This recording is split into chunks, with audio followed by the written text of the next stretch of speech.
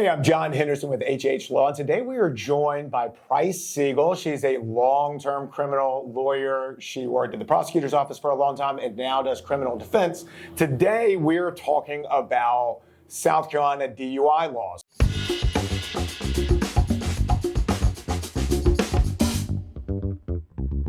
Price, thanks for joining us. Thanks for having me. Well, first, right out of the gate, what are the basic rules of drinking and driving DUI laws in South Carolina?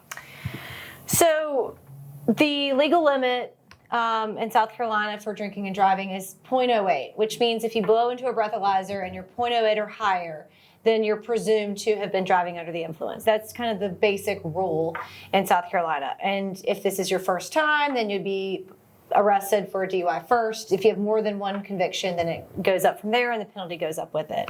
However, the breathalyzer and the 0.08 is not the only aspect of DUI. There are a lot of things that go into a DUI arrest, including field sobriety test, how well or poorly you've been driving, whether or not you smell of alcohol, slurred speech, and all of that. So the DUI law encompasses all of that, and it's the officer's discretion to take all that information and decide whether or not they think they should arrest for DUI. Okay, all right, so let's create a scenario here. I'm driving, I think that I've been drinking a little bit, blue lights, pull over the side of the road. What happens from there? What's law enforcement going to do?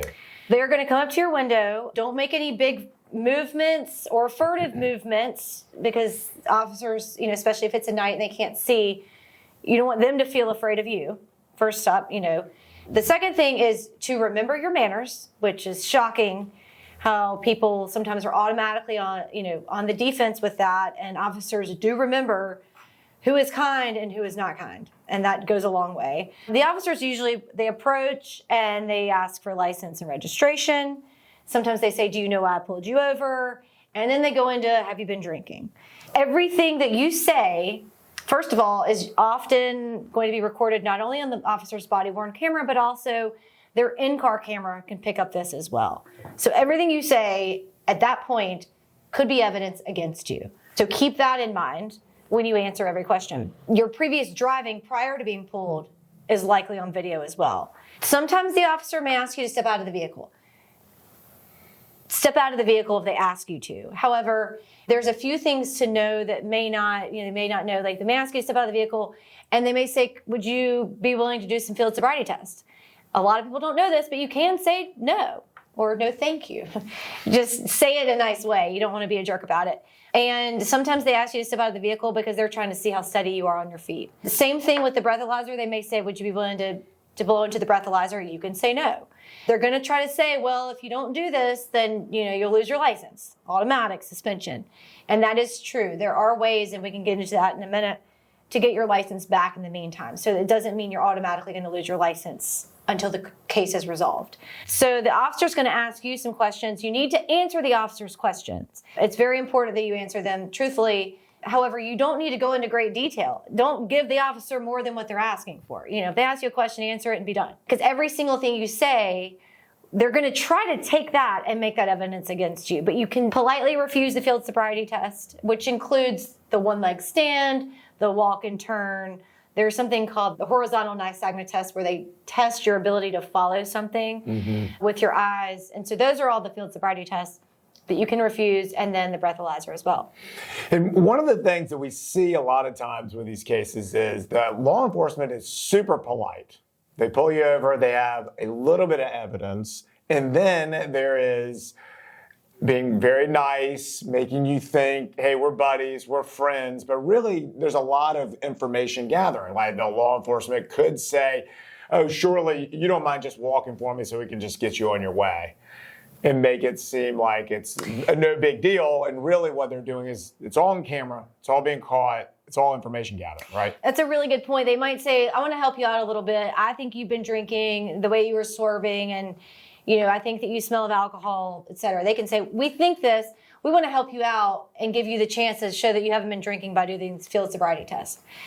They're not trying to help you out. If they think you've been drinking and driving, then they're not going to try to go backwards. So yeah, no matter how nice they may seem about that participating in any of those things, if you have the ability to say no, it's just going to help pad their case. Right. And so, again, politely decline and know that you're going to lose your license temporarily, and you need to get a lawyer who can help you get your license back, sometimes within a week, temporarily back. So let's broaden this a little bit and help us understand, what is probable cause? What do they have to show just generally when they're collecting evidence, information? What are they trying to get? So first of all, probable cause, it's a low standard. And it basically means they think it's likely that you're committing some kind of crime. Whether it's drinking and driving, sometimes they think that you may have been smoking marijuana in the car. There's a lot of different types of probable cause. When you are driving on the roadways of South Carolina, then you assume that basically the law enforcement has the ability to search your car if they think you're committing some kind of crime. So by utilizing the roads, they can say, well, I smell marijuana, and you don't have to give consent to search your car. I still have the right to search your car, because they think there's a chance that you are breaking the law, and they can look for any evidence of that violation in your car. Look for marijuana. Same thing with alcohol. If they think you're drinking and they say, will you give consent to search your car? You can say no, but if they think you're drinking, they can search your car to look for evidence of driving while drinking.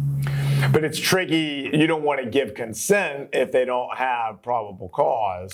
Right. Because then there's no reason to give consent. I mean, there's truly no reason to give consent. If for some reason you think, I didn't give consent, and they're still searching. Mm-hmm. If they smell marijuana, if they think that you've been drinking, they can look for evidence of that possible crime. Right. And if they don't find it, there's no penalty for the officer. So if they think you've been drinking, they're most likely searching your car. Okay. And another question, when we're talking DUI, driving under the influence, it's more than just drinking alcohol. What else does it encompass? Yes, you'll notice that the statute is, like you said, driving under the influence. It's not driving while drinking. So there are different ways you can be arrested. For example, if the officer thinks you're high from marijuana or any other drug, they can still arrest you for a DUI. Same thing if they think that, you're on a bunch of pills. And not only would they go looking in your car for any evidence to support that, but they will go through the same song and dance of, will you step out of the car? Will you do field sobriety test? They still may even make you do a breathalyzer, but if it goes to zero, if you decide to do the breathalyzer, they can still arrest you for DUI because it's about being under the influence of drugs or alcohol. And so that's a big part of it. Right.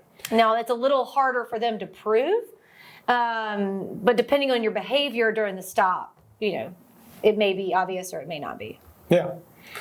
Well, I think that those are very good points and things about DUI laws. What is one piece of advice you would give to anyone out there besides don't drink and drive? Right. I say this all the time. I've seen a lot of these stops. I mean, more than I could ever count, hundreds.